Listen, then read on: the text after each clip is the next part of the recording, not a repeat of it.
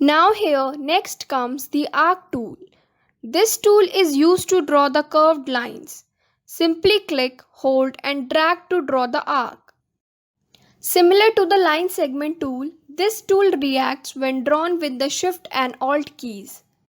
Press the Shift key, then click, hold and drag to draw an arc with equal width and height.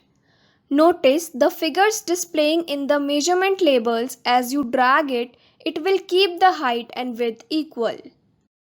Press the Alt key, then click, hold and drag to draw the arc, making its originating point as a center point.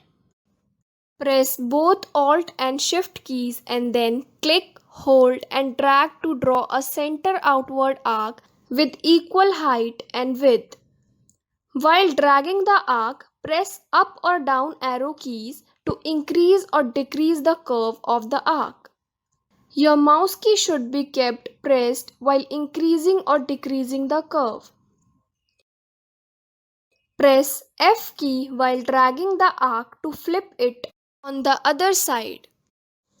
A drawn arc is an open path, and in case you want to close it, press C key while dragging the arc and it will close the path, like this. Press C key again to make it an open path. If you want to move the arc, just press the space bar while dragging. You will be able to move the arc like this. To draw the arc, you can also just click at the artboard to open its dialog box. Now let's discuss the options of the dialog box. The first thing is the length of the x-axis. This will decide the width of the arc. Second one is the length of y-axis. This will decide the height of the arc. Then we have type. Here you have two options, open and closed. Open will draw the arc like this, and closed will draw the arc like this. Now the next option is base along.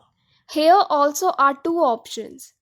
X-axis means the arc will be drawn in horizontal direction, like this. Y-axis means the arc will be drawn in vertical direction, like this. Then we have the slope. Select the curvature value by entering the desired number in the box, or you can use the slider to set the value. Value ranges from positive 100 to negative 100. At last, we have the fill option.